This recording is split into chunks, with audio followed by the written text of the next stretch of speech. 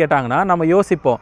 Suppose நம்ம Africa கண்டத்தில் இல்லை, நம்ம வந்துட்டு ஐரோப்பா இல்லை ஆசிய கண்டத்தில் இருக்குதுன்னு சொல்லிட்டோம்னா அப்போ என்ன நினைப்பாங்க?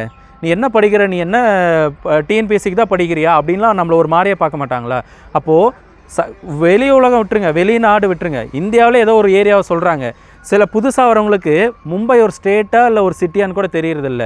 மும்பை எங்கே இருக்குதுன்னு கேட்டால் அது ஒரு தனி மாநிலம்னே சொல்கிறாங்க. அப்போது இதுலேருந்து நம்மளுக்கு ஒரு அனலைஸ் தெரியணும்ல. ஸோ அப்போது நம்ம படிக்க வரோன்னா பேசிக் கான்செப்ட் எல்லாமே நம்மளுக்கு தெரிஞ்சிருக்கணும். நம்ம அப்படியே படிச்சுட்டு போயிடுவோம். ஆனால் மேப் வச்சு படிச்சிங்கன்னா வாழ்க்கைக்கு எப்பயுமே மறக்காது. இப்போ கூட கேட்டால் அலாஸ்கா இங்கே இருக்குது, அது வட அமெரிக்காவில் இருக்கா தென் அமெரிக்காவில் இருக்கா நான் கரெக்டாக சொல்லுவேன். ஏன்னா மேப் வச்சு படித்தேன். அதனால் நீங்களும் மேப் வச்சு படிங்கன்னு சொல்கிறேன். ஸோ அடுத்து வேறு என்ன பாலிட்டி இருக்குது. ஸோ பாலிட்டிலேருந்து எத்தனை கொஸ்டின் கேட்குறாங்க? 15 கொஸ்டினுங்களா? ஸோ பாலிட்டியில் முக்கியமாக நம்மளுக்கு எல்லாமே என்ன தெரிஞ்சிருக்குன்னா, ஃபஸ்ட்டு அந்த பேசிக்கே என்னென்னா ப்ரியாம்பிள், முகவரை. ஸோ அந்த முகவரையில் வந்து கொஸ்டின் கேட்டிருக்காங்க. முதல் லைனில் என்ன இருக்குது, 5வது லைனில் என்ன கேட்டிருக்காங்க. ஸோ அந்த சமதர்ம சோசியலிசம் அதெல்லாம் கொடுத்துருப்பாங்களே, இறையாண்மை மிக்க குடியரசு நாடு அப்படின்லாம் கொடுத்துருப்பாங்கல்ல. ஸோ அந்த லைன் அந்த வரிசையும் கேட்குறாங்க. அதெல்லாம் பழைய கொஸ்டின்ஸ் கேட்டே இருக்காங்க. இப்போ என்ன பண்ணுறாங்கன்னா 3வது லைனில் என்ன இருக்குது, முகவரையில் 3வது லைனில் என்ன வாக்கியம் இருக்குது, அது நம்ம படிக்காமல் உள்ளே இருக்கிறதெல்லாம் படிச்சுட்டு போயிடுறோம். அதில் ஒரு கொஸ்டின் போயிடுதா? ஸோ அப்போ அதை பார்த்துக்கோங்க. எத்தனை அட்டவணை இருக்குது, எத்தனை பகுதி இருக்குது, எத்தனை ஆர்டிக்கல் இருக்குது. ஸோ ஆர்டிக்கல் நான் ஆல்ரெடி வந்து அந்த வீடியோவில் சொல்லியிருப்பேன், நீங்கள் பார்த்துருப்பீங்க. ஸோ எல்லாமே ஆர்டிக்கலுக்கு ஒரு நம்பர் தான். 89ன்ற ஒரு ஆர்டிக்கல் நீங்கள் ஆட் பண்ணிங்கனாவே நம்மளுக்கு அது வந்துடும். நம்ம பார்த்துருப்போம் தான். ஸோ 75னா என்ன சொல்லலாம், 76னா என்ன சொல்லலாம், அட்டர்னி ஜென்ரல். இது 165னா அட்வொகேட் ஜென்ரல். 72னா யாருடைய மன்னிக்கும் அதிகாரம், குடியரசுத் தலைவருடைய மன்னிக்கும் அதிகாரம். இதே வந்துட்டு 161னா ஆளுநர். ஸோ இதுலேருந்து என்ன சொல்லலாம்னா 89ன்ற நம்பர் நம்ம ஆட் பண்ணோன்னா அந்த நம்பர் அப்படியே வரும். இதே 123னா குடியரசுத் தலைவருடைய அவசர சட்டம். இதே 213னா ஆளுநருடைய அவசர சட்டம் சொல்லலாம். இதே 231 நினைக்கிறேன் யூனியன் பிரதேசங்களில் வந்துட்டு நீதிமன்றம் நினைக்கிறேன். 241னா? ஸோ அதை வந்து பார்த்துக்கோங்க. சாரி, ஆமாம், 124, 214, 241. ஸோ இந்த மாதிரி நம்பர் நம்ம யூஸ் பண்ணிக்கலாம். 112 112 வந்து பட்ஜெட்டு, மத்திய அரசுடைய பட்ஜெட்டு. இதே வந்து 202 மாநில அரசுடைய பட்ஜெட்டு. இப்போ ரீசெண்டாக பட்ஜெட் போச்சு இல்லை, அதுலேருந்து கொஸ்டின் கேட்பாங்க. ஸோ பாலிட்டின்றது நீங்கள் எல்லாருமே புக்கில் இருக்கிறத படித்தது தான். ரீசெண்டாக என்ன பிரச்சனை போயிட்டுருக்குது, இப்போ குடியரசு அதாவது வந்து ஆளுநர் வந்து ஒப்புதல் அளிக்காமல் கிடப்பில் வச்சுருந்த அந்த மசோதாக்கள் எல்லாமே உச்சநீதிமன்றம் சிறப்பு அதிகாரத்தை பயன்படுத்தி வந்துட்டு நிறைவேறும் அப்படின்னு சொல்லியிருப்பாங்க. ஒப்புதல் கொடுத்தாங்களா? ஸோ அதுலேருந்து கண்டிப்பாக கொஸ்டின் கேட்பாங்க. குரூப் 1லையும் கேட்பாங்க, குரூப் 2லையும் கேட்பாங்க, குரூப் 4லையும் கேட்பாங்க. ஸோ இந்த அதிகாரம் ஆளுநருக்கு இருக்கா இல்லையான்னு கேட்பாங்க. இதே ராஜமன்னார் குழு வந்து ஆளுநர் பதவியே வேணாம், அறிஞர் அண்ணாவும் சொல்லியிருப்பார் ஆளுநர் பதவியே தேவையில்லை, அதாவது ஆட்டுதாரி அந்த மாதிரி சொல்லியிருப்பாங்க, ஆளுநர் பதவி வேணாம் அப்படின்லாம் சொல்லியிருப்பாங்க. அந்த மாதிரி கொஸ்டின்ஸ் இப்போ கேட்க கண்டிப்பாக வாய்ப்பு இருக்குது. ஆளுநருடைய அதிகாரங்கள் தெரிஞ்சுக்கோங்க. ஆளுநருக்கும் மாநிலத்திற்கும் இடையே உள்ள அந்த முரண்போக்குகள், அந்த பிரச்சனைகள்லாம் தெரிஞ்சு வச்சுக்கோங்க. அதுலேருந்து கொஸ்டின் வந்து கேட்க வாய்ப்பு இருக்குது. இது வந்து பாலிட்டியில் நம்ம எடுத்துக்கலாம். பாலிட்டியில் நிறைய சொல்ல வேண்டியதெல்லாம் இருக்குது. லோக் ஆயுக்தா, லோக் அதாலத்து, லோக்பால்னா மக்கள் காவலன் அப்படின்னு சொல்லாமா, மக்களுக்கு பாதுகாவலன்னு சொல்கிறாங்க. லோக்கு ஆயுக்தா இது ரெண்டுமே வந்துட்டு மத்திய அரசுலேயும் மாநில அரசையும் ஊழல் குற்றச்சாட்டுகள்லாம் வந்துட்டு அனலைஸ் பண்ணுறதுக்காக. லோக் அதாலத் என்ன, மக்கள் நீதிமன்றம்னு சொல்லலாமா? ஸோ முதல்ல மக்கள் நீதிமன்றம் எங்கே கொண்டு வந்தாங்க, எங்கே? ஜுனாகர். ஸோ ஜுனாகர்லேருந்து கொண்டு வந்தாங்க குஜராத்தில். எந்த வருஷம்? 1982. தெரியலனா நோட் பண்ணிக்கோங்க, தெரிஞ்சாலும் நோட் பண்ணிங்க, அமைதியாக இருக்கீங்க. ஸோ ஜுனாகத்தில் வந்துட்டு லோக் அதாலத் முதல்ல வந்துட்டு 1982 வந்து கொண்டு வந்தாங்க. ஸோ இதுலேருந்து நம்ம இயர்லாம் எப்படி சார் படிக்கலாம்னு நீங்கள் நிறைய பேர் கேட்பீங்க. இப்போ நம்ம எந்த இயர் பார்த்தோம்? 1982. இந்த 1982 வேறு என்னென்ன தெரியும்? அம்பாசங்கர் ஆணையம். அது என்ன ஆணையம்? சத்துணவு திட்டம் சொல்லலாம். ஸோ அம்பாசங்கர் ஆணையம்னா என்ன, எங்கே பார்த்துருப்போம்? ரிசர்வேஷன், இடஒதுக்கீட்டில் வந்துட்டு எம்ஜிஆர் பீரியடில் 1982 வந்துட்டு எம்பிசிக்குன்னு தனியாக 20% இடஒதுக்கீடு கொடுக்கணும்னு பரிந்துரை செஞ்சுருப்பாங்க. எந்த ஆணையம்னா அம்பாசங்கர் ஆணையம். முதல்ல சட்டநாதன் ஆணையம் அமைச்சிருப்பாங்க 1969. அடுத்து 1982 வந்துட்டு அம்பாசங்கர் ஆணையம் வந்து அமைச்சிருப்பாங்க. ஸோ 1982 லோக் அதாலத் பார்த்தோம், அம்பாசங்கர் ஆணையம் பார்த்தோம். அடுத்து சத்துணவு திட்டமா மதிய உணவு திட்டமா? சத்துணவு திட்டம் 1982. 1982. வேற என்ன 1982?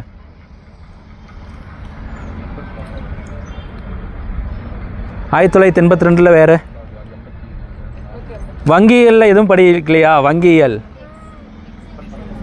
வங்கியலில் பேங்கிங்கில் நபார்டு, இதெல்லாம் repeated question. NABARD national bank for agricultural and rural development சொல்லுவாங்க. சிவராமன் கமிட்டி வந்து பரிந்துரை செய்தது அது.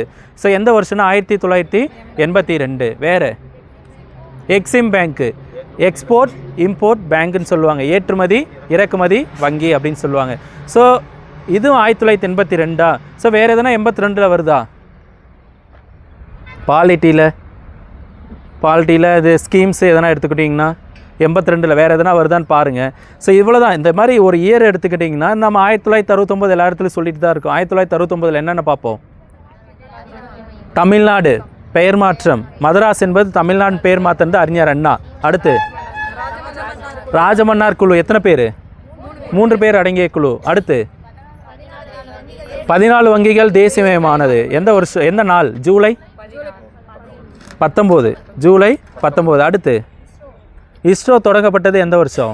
1969. அடுத்து அண்ணா இறந்தது 1969. அடுத்து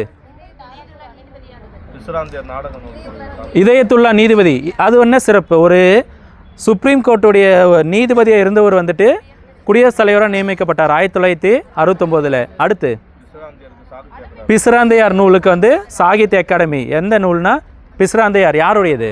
பாரதிதாசன். அடுத்து மும்பையில் தாராப்பூரில் முதல் அணுமின் நிலையம். இந்தியாவிலே முதல் அணுமின் நிலையம் எங்கே? மும்பையில் தாராப்பூரில். அடுத்து 1969 வேறு போன குரூப் 4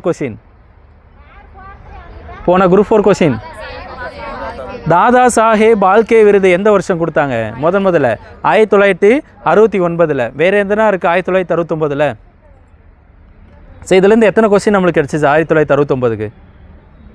9 10? நம்ம நோட் பண்ணவே இல்லை.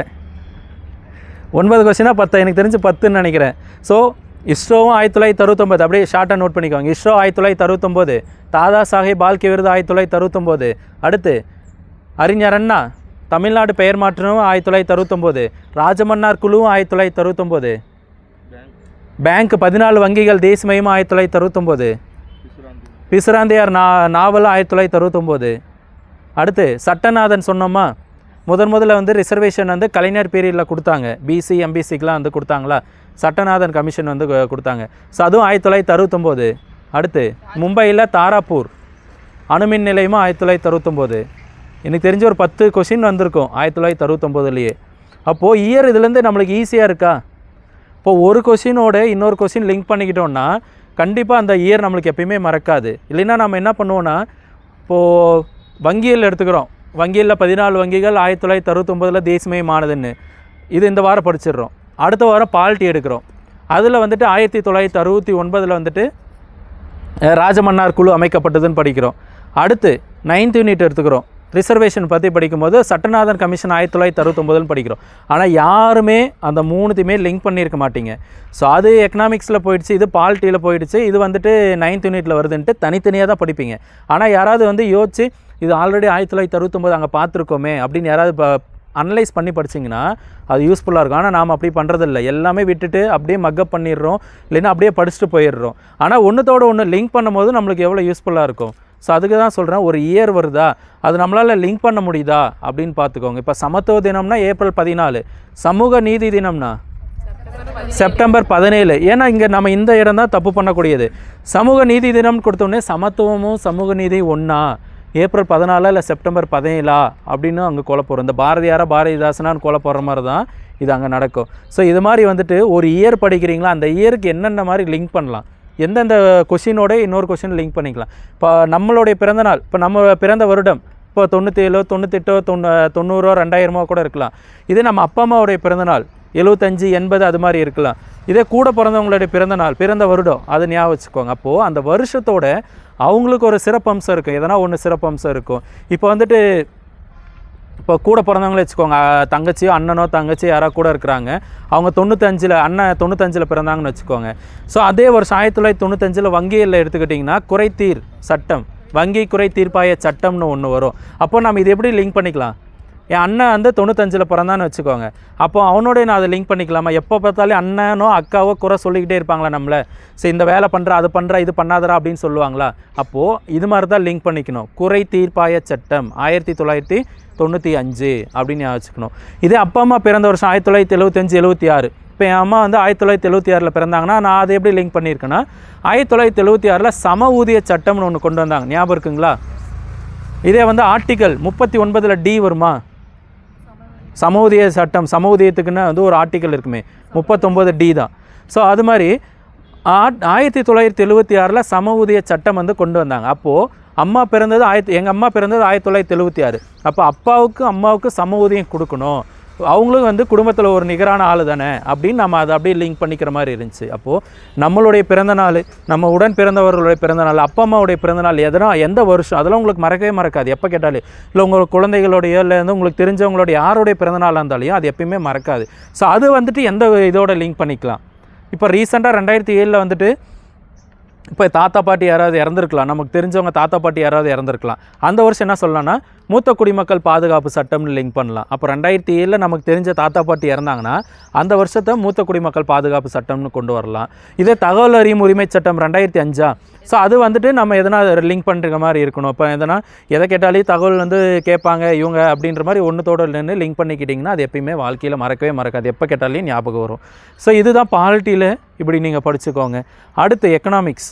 ஸோ எக்கனாமிக்ஸ்னு வரும்போது இதில் நம்ம முக்கியமாக படிக்கக்கூடிய பார்ட் எதை சொல்லலாம்? எக்கனாமிக்ஸ்னால் இதை படிச்சுட்டு தான்ப்பா அடுத்த பக்கமே போகணும். எதை படிக்கணும்? 5 ஆண்டு திட்டங்கள், நிதி ஆயோக்கு, நிதிக்குழு, திட்டக்குழு, வங்கியல், அடுத்து பாப்புலேஷன். அது நம்ம ஜாகிரஃபிலையும் படிச்சிருவோம். இங்கே வராத சமூக பொருளாதார பிரச்சனைன்னு கொடுத்துருவாங்க. பாப்புலேஷன், வறுமை, ஏழ்மை, அடுத்து வந்துட்டு மக்கள் தொகை பிரச்சனைகள், இந்த மாதிரி வந்துட்டு வேலையின்மை, இதெல்லாம் வந்து ஒரு பாட்டாக நம்ம பார்க்கலாம். ஸோ அடுத்து வேறு என்ன சொல்லலாம்? ஜிஎஸ்டி. ஸோ ஜிஎஸ்டிலேருந்து கண்டிப்பாக வந்து கேட்பாங்க. தமிழ்நாட்டு பொருளாதாரம், இந்திய பொருளாதாரம். சார் ஜிஎஸ்டி பற்றி நல்லா தெளிவாக படிச்சுக்கோங்க. கேட்ட கொஸ்டின்ஸ் தான் ரிப்பீட்டடாக கேட்டிருக்கான். எப்போ தீர்மானம் வந்து நிறைவேறிச்சு, எப்போ வந்து சட்டம் வந்து கொண்டு வந்தாங்க? 1/7/2017 கரெக்டாக? 1/7/17 வரும். 1/7/2017, அதான் 1/7/17 வரும். ஜிஎஸ்டி வந்து கொண்டு வந்தாங்க. யார் சார்? அசீம் தாஸ் குப்தா தான் அதை வந்து வடிவமைத்தவர் நம்ம படிச்சிருப்போம். ஜிஎஸ்டி வடிவமைத்தது யாருன்னா அசீம் தாஸ் குப்தா. இது ரிப்பீட்டட் பழைய கொஸ்டினில் வந்து கேட்டிருப்பாங்க. ஸோ ஜிஎஸ்டி வந்துட்டு மறைமுக வரி, அனைத்து வரிகளுக்கும் மாற்றாக கொண்டு வந்த ஒரு மறைமுக வரி அப்படின்னு சொல்கிறாங்க. எத்தனை 0%? 5, 8, 12, 18, 28. ஸோ அந்த மாதிரி 5 வகையான வந்து வரி விகிதங்கள் இருக்குது. சென்ட்ரல் ஜிஎஸ்டி, ஸ்டேட் ஜிஎஸ்டி, அதெல்லாம் வந்து இன்டர்ஸ்டேட் வந்து ஜிஎஸ்டி 3 வகையாக அதெல்லாம் சொல்லியிருப்பாங்க. அதையும் பார்த்துக்கோங்க. இப்போ ரீசெண்டாக என்ன ஸ்கீம்ஸ் கொண்டு வந்தாங்க, என்ன திட்டங்கள், தமிழ்நாடு அரசு கொண்டு வந்த திட்டங்கள் தான். குரூப் 2A பார்த்தீங்களா? நீயே உனக்கு ராஜா என்ற திட்டம்லாம் கொடுத்துருப்பாங்க, தாய்மானவர் திட்டம்ன்றதெல்லாம் கொடுத்துருக்காங்க, காலை உணவு திட்டம் பற்றி கொடுத்துருந்தாங்க. என்னென்ன திட்டங்கள் இப்போ ரீசெண்டாக தமிழ்நாடு அரசு கொண்டு வருது அதை தெளிவாக படிங்க. ஏன்னா இப்போ இந்த எலெக்ஷன் டைம் வரதுனால வந்துட்டு தற்போது இருக்கக்கூடிய அரசாங்கம் என்னென்ன முக்கியமான திட்டங்கள், சிறப்பான திட்டங்கள்லாம் கொண்டு வந்திருக்காங்க. மாணவர்களுக்கு வந்துட்டு 1000 ரூபாய் கொடுக்குறாங்க, மாணவிகளுக்கும் 1000 ரூபாய் வந்து கொடுக்குறாங்க. ஸோ இந்த மாதிரி திட்டங்கள், முக்கியமான திட்டங்கள்லாம் வந்துட்டு படிச்சுக்கோங்க. ஸோ அடுத்து வேறு என்ன பார்க்கலான்னா, யூனிட் 8, யூனிட் 9லாம் ஒன்றா கொடுத்துட்டாங்களா? சங்ககாலமிருந்து இக்காலம் வரைக்கும் வந்து கொடுத்துருப்பாங்க. பாளையக்காரர்கள் புரட்சி, தமிழ்நாட்டில் இருக்கக்கூடிய முக்கியமான அந்த இடங்கள், தொல்லியல் ஆய்வுகள், அதெல்லாம் கொடுத்துருப்பாங்க. அதுலேருந்து எத்தனை கொஷின் வரும்? 20 கொஷின்.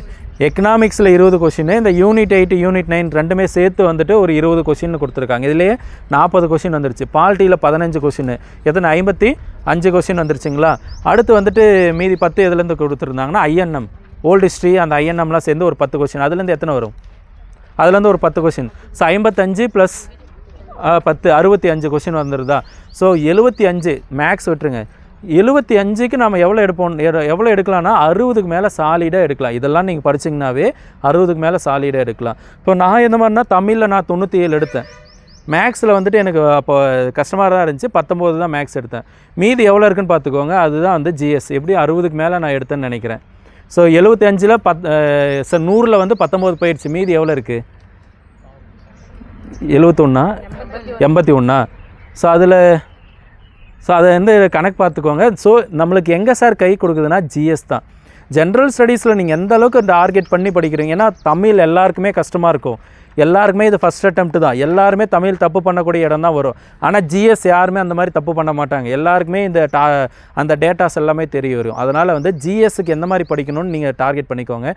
ஸோ இதுதான் வந்துட்டு கான்செப்ட்டு. ஸோ ஒரு நாளைக்கு எத்தனை மணி நேரம் ஒதுக்கலாம் அப்படின்னு நம்ம பார்க்கலாம். ஸோ ஒரு நாளைக்கு எவ்வளோ நேரம் படிப்பீங்க? எவ்வளோ நேரம் படிப்பீங்க? எத்தனை மணிக்கு எழுந்து படிப்பீங்க? நிஜமாக 4 மணிக்கு எழுந்து படிப்பீங்களா? 5 மணிக்கு எழுந்து படிப்பீங்களா?